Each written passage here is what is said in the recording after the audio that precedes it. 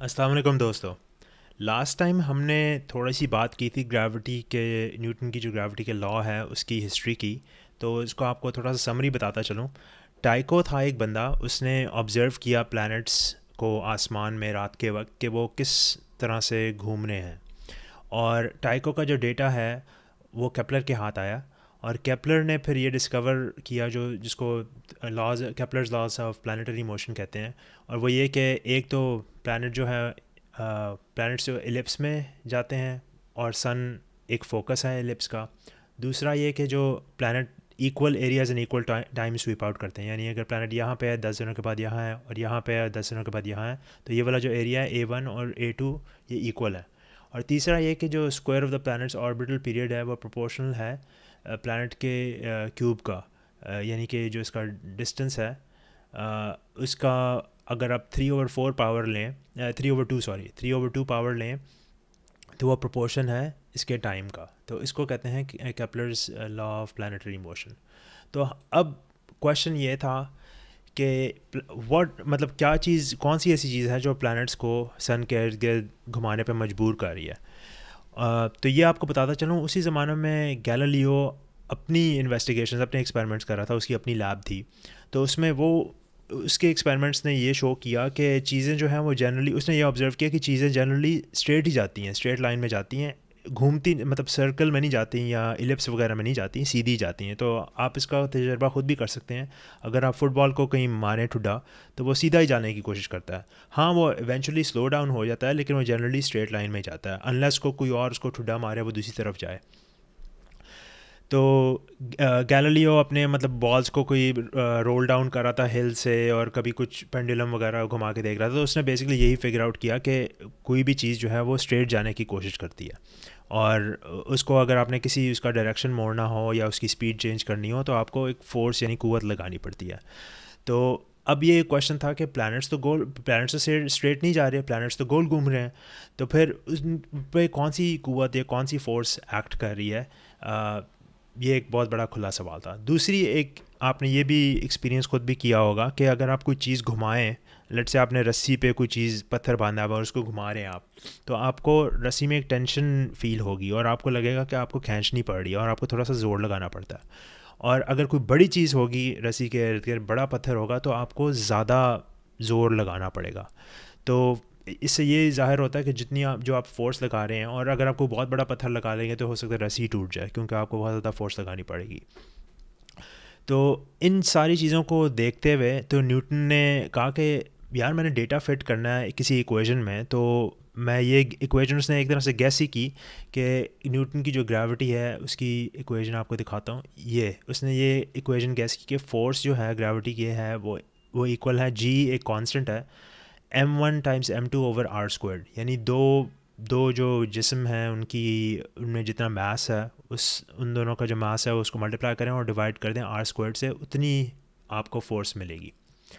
तो अगर आप ये इक्वेशन फॉलो करें तो आपको जो केपलर के लॉस थे वो एक तरह से उसी में से निकल आएंगे। मैं आपको बाद में समझाऊंगा वो किस तरह निकलते हैं, लेकिन आपको वैसे बताता चलूँ कि बेसिकली जो केपलर ने बताया था कि equal areas and equal time, यानी कि ये वाला जो एरिया है वो इस एरिया के बराबर है अगर इन दोनों का टाइम सेम हो। तो ये वाला लॉ, और जो केपलर का तीसरा लॉ है कि जो प्लैनेट का जो ऑर्बिट का पीरियड है वो डिस्टेंस के 3/2 पावर पे चल रहा है, ये दोनों आप रिकवर कर लेंगे। अच्छा, उन्हीं दिनों में टेलीस्कोप भी ईजाद हुआ था, और गैलीलियो और बाकी लोग जो हैं वो आसमान में अपनी टेलीस्कोप पॉइंट कर रहे थे, और उनको और भी कुछ नए नए फिनोमेना नज़र आ रहे थे। फॉर एग्जांपल एक फिनोमेना उनको ये नज़र आया, उन्होंने जुपिटर यानी मुश्तरी की तरफ अपना टेलीस्कोप पॉइंट किया, तो उनको नज़र आया कि जुपिटर असल में एक गोला है जो गोल गोल घूमता है। तो इंटरेस्टिंग बात यह है कि गोले के इर्द गिर्द और छोटे छोटे गोले लगे हुए हैं जो कि वो भी उस गोले के इर्द गिर्द घूम रहे हैं।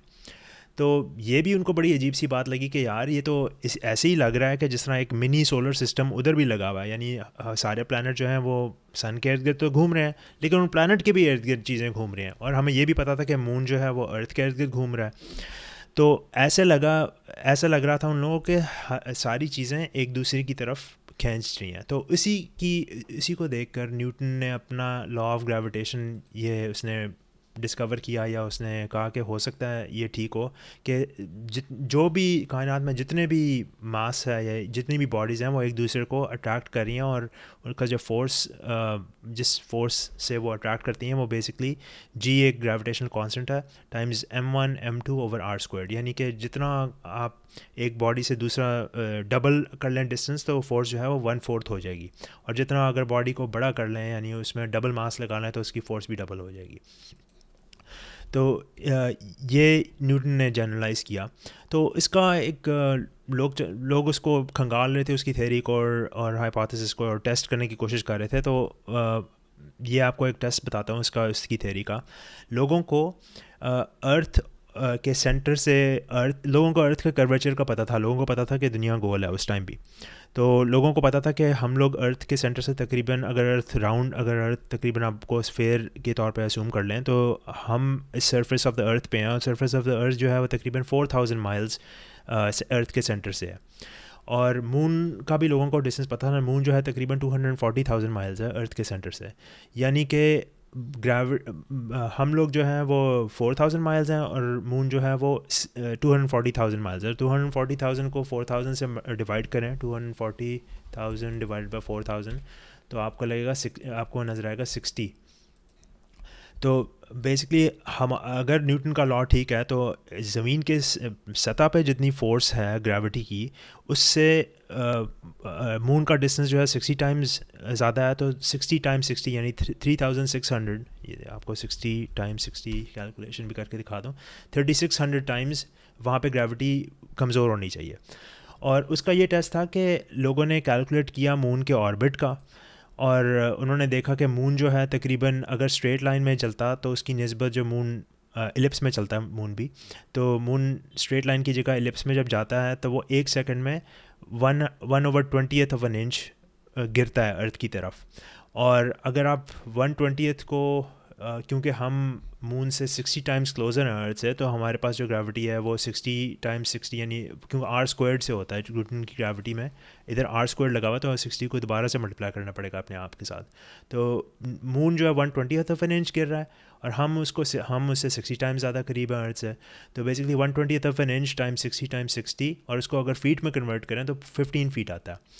और लोगों ने ये आंसर हमें न्यूटन की ग्रेविटी से की इक्वेशन बताती है, और असल में जो हम ऑब्ज़र्व करते हैं वो भी इतना ही है। अगर आप कोई चीज़ ज़मीन में एक्सपेरिमेंट करके फेंकें और 1 सेकंड के बाद देखें तो तकरीबन वो 16 फीट नीचे गिरती है, तो 15-16 तकरीबन बराबर है।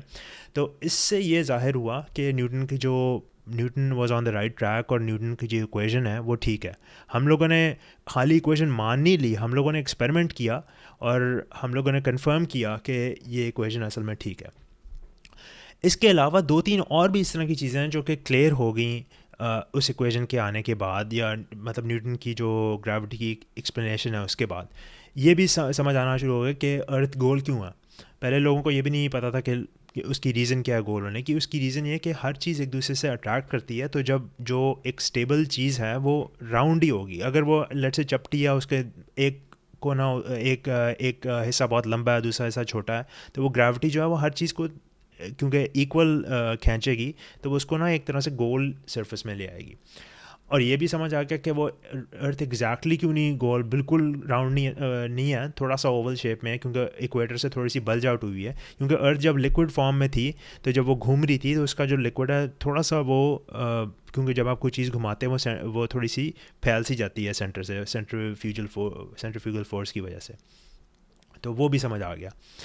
अच्छा, अब ये भी चीज़ समझ आ गई कि टाइड्स क्यों होती हैं। मतलब टाइड्स वो होती हैं कि जब आप समंदर में देखते हैं, समंदर का पानी कभी ऊपर होता है, जब मून उसकी तरफ होता है तो टाइड ऊपर आ जाती है और उसके बाद टाइड नीचे चली जाती है, यानी पानी नीचे चला जाता है। वो भी आपको समझ आना शुरू हो गया। वो इस वजह से क्योंकि मून जो है उसकी अपनी भी ग्रेविटी है, और मून अपनी ग्रेविटी की वजह से वो पानी को खींच रहा है इसकी तरफ, क्योंकि यहाँ पे ज़्यादा ग्रेविटी, क्योंकि ग्रेविटी वो कमज़ोर हो जाती है अगर डिस्टेंस बढ़ जाए। क्योंकि पानी जो है अर्थ का वो मून से ज़्यादा करीब है, तो पानी को ज़्यादा कशिश शकल यानी ग्रेविटी लगेगी तो पानी ज़रा बल्ज आउट हो जाएगा यहाँ से। और फिर अर्थ जो है उसको थोड़ी सी कम ग्रेविटी है, और यहाँ पे जो अर्थ की दूसरी साइड पे पानी है उसको और भी कम ग्रेविटी लग रही है, तो वो और फैल जाएगा उसकी तरफ।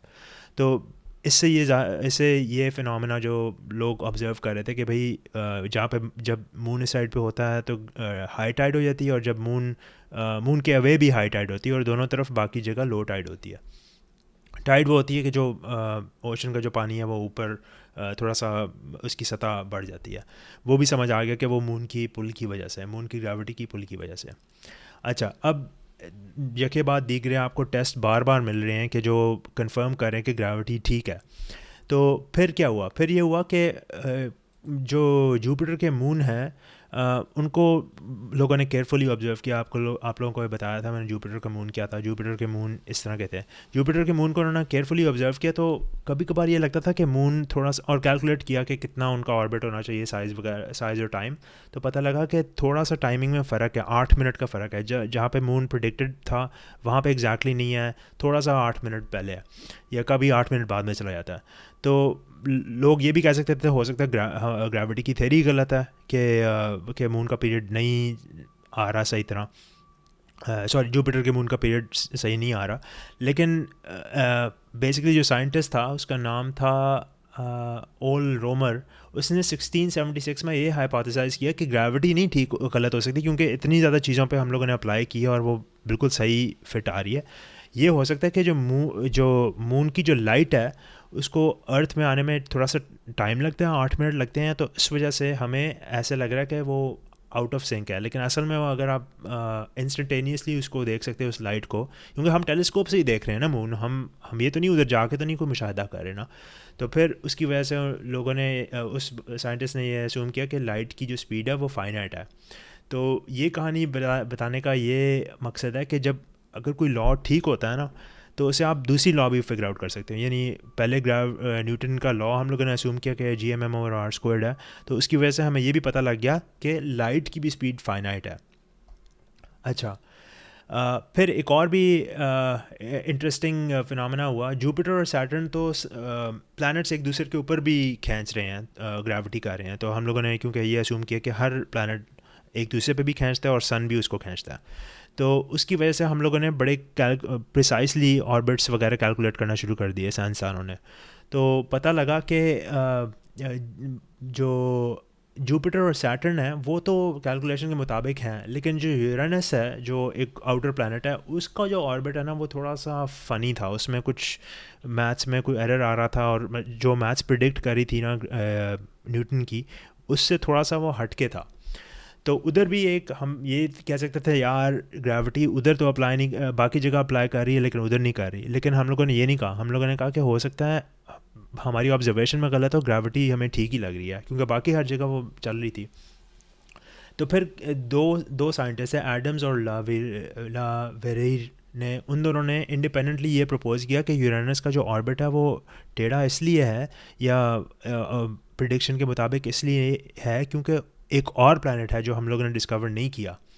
और अगर आप अपनी टेलीस्कोप इस जगह, और उन्होंने पोजीशन भी प्रिडिक्ट कर दी कि नेपट्यून का जो का जो ऑर्बिट है वो इस तरह का होना चाहिए, क्योंकि उनको लग रहा था यूरेनस की मूवमेंट की वजह से कि एक और प्लैनेट है इधर जो उसको खींच रहा है अपनी तरफ। और उन्होंने ख़त में लिख के, क्योंकि उस ज़माने में इंटरनेट तो था नहीं, लोग ख़त ही भेज देते हैं, ख़त के ज़रिए उन्होंने भेजा किसी ऑब्जर्वेटोरी को जिनके पास टेलीस्कोप था। टेलीस्कोप भी बड़ी महंगी चीज़ थी, हर एक के पास नहीं थी। तो उन्होंने भेजा कि भाई आप अपनी टेलीस्कोप इस जगह पे पॉइंट करो तो आपको एक नया प्लैनेट मिलेगा। तो दो ऑब्जर्वेटरी को ये ख़त किया था, एक ने तो बिल्कुल ही रद्द ही कर दिया। एक ने कहा कि यार तुम कौन होते हो मुझे बताने वाले, कि तुमने बस एक पेंसिल पे थोड़ी सी कैलकुलेशन की और तुमने बता दिया कि वहाँ पे एक प्लैनेट है। लेकिन दूसरी ऑब्जर्वेटरी की इंतज़ामिया थोड़ा बेहतर था, तो उसने मान ली बात और उसने कहा कि चलो हम ट्राई करके देखते हैं, ऊपर अपना टेलीस्कोप उस जगह पे पॉइंट करते हैं और देखते हैं कि क्या होता है। तो उनको क्या मतलब, उनको एक्चुअली प्लैनेट वहाँ पे मिल गया, नेपट्यून, जो प्रिडिक्ट किया था। तो ये एक बहुत बड़ा ड्रामेटिक टेस्ट है, और साइंस इसी तरह एडवांस करती है। साइंस बेसिकली जितनी भी मुशाहिदे हैं, ऑब्जर्वेशंस है हमारी, उनको देखती है और उनमें से कोई पैटर्न निकालने की कोशिश करती है, और फिर उस पैटर्न की मदद से और चीज़ें प्रिडिक्ट करती है। यानी कि न्यूटन ने सिर्फ 2-3 उसने प्लैनेट्स के मोशन देखे, जुपिटर के प्लैनेट के मोशन देखे, तो उसकी बेसिस पे उसने और कैलकुलेशंस की, और फिर ये पता लगा कि और भी प्लैनेट्स हैं, और ये कि ग्रेविटी हर प्लैनेट पे एक्ट कर रही है। फिर एक और चीज़ आपको लास्ट बताऊंगा कि न्यूटन का जो लॉ है वो एक्चुअली ठीक नहीं है। ये हमारी ये डिस्कवरी जो था ये 20th सेंचुरी की बात है। मर्क्यूरी जो है, जो सन के बहुत करीब एक प्लानट, सबसे जो करीब तरीन प्लानट है, उसका जो मोशन है ना, उसमें थोड़ा सा प्रिसेशन आता है। आपको मैं दिखाने की कोशिश करता हूँ। ऑफ मर्क्यूरीज ऑर्बिट, प्रिसेशन ये होता है कि प्लानट एग्जैक्टली इलिप्स नहीं होता, इस तरह का है। पहले इस तरह जाएगा, फिर अगली इटरेशन में इस तरह जाएगा, फिर अगले इटरेशन में इस तरह जाएगा। तो ये सॉरी, यहाँ से इन्होंने स्टार्ट किया, प्लानट यूँ घूम रहा है, फिर यूँ घूम रहा है, यूँ घूम रहा है, इवेंचुअली प्लानट यहाँ पे आ गया। यानी स्टार्ट उसने यहाँ से किया था, वो एलिप्स गोल गोल गोल घूमता हुआ। ये एक और भी इसका है कि पहले मर्क्यूरी इधर था, फिर मर्क्यूरी इधर आया, और फिर मर्क्यूरी इधर आया। ये एक और इसी का उन्होंने दिखाया हुआ है। इसको कहते हैं प्रिसेशन ऑफ, ये प्रिसेशन ऑफ द पेरिहीलियन। तो ये क्योंकि उस ज़माने में इतने हसास इंस्ट्रूमेंट नहीं थे, तो हमें इसका पता नहीं लगा, लेकिन 20th सेंचुरी तक हमें ये पता लग गया था कि मर्क्यूरी का जो ऑर्बिट है वो थोड़ा सा ऑफ है। मतलब उसमें एग्जैक्टली वो नहीं है। पहले लोगों ने कहा हो सकता है कोई और प्लानट हो, लेकिन बाद में हमें पता लगा कि ग्रेविटी का ये जो लॉ है ये ठीक नहीं है। इसमें एक थोड़ी सी करेक्शन करने वाली है, जो कि आइंस्टाइन ने आगे की अपनी जनरल थ्योरी ऑफ रिलेटिविटी से।